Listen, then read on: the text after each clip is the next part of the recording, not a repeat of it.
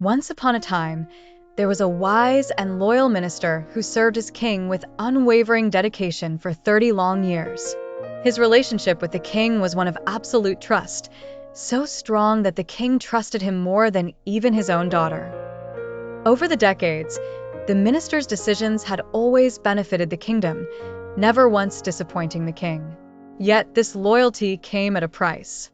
The minister's commitment often kept him away from his family and earned him enemies among the other courtiers.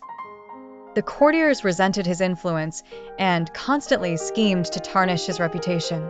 For 3 decades, their efforts were in vain, until one fateful day, when persistence met opportunity. The envious courtiers devised a cunning plot to frame the minister as a traitor.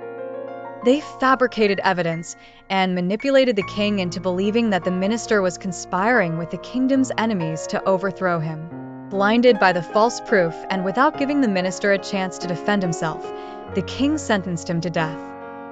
The punishment was grim. The minister was to be thrown into a pit of ferocious hunting dogs trained to tear criminals apart. When the minister heard his sentence, he made one final request: "Your Majesty, grant me 10 days before my execution." The king agreed to the minister's request to settle his debts and secure his family's future. The minister went to the kennel keeper and offered him 100 gold coins, making an unusual request: "Allow me to care for the dogs for the next 10 days."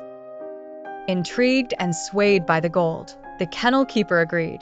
For the next 10 days, the minister dedicated himself to the dogs. He fed them, bathed them, and played with them, forming a bond with the very creatures meant to end his life. By the end of the 10th day, the once ferocious dogs had become his loyal companions. On the day of the execution, the minister was brought before the king and the courtiers. Bound and helpless, he was thrown into the pit of dogs. Instead of attacking him, the dogs ran to him, wagging their tails and showering him with affection. The spectators were stunned.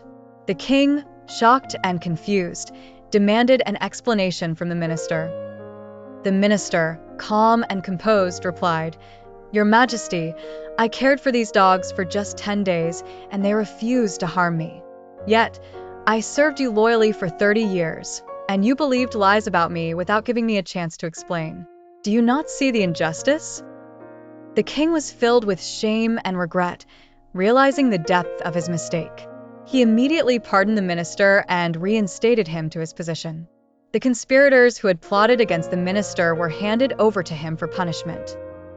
True to his noble character, the minister forgave them, teaching the court a valuable lesson in mercy and justice. This story teaches us the power of actions over words. The minister did not waste his energy defending himself with arguments. Instead, he let his actions speak for him. In life, there will always be those who try to bring us down. But staying true to our values and demonstrating our integrity through actions will ultimately reveal the truth.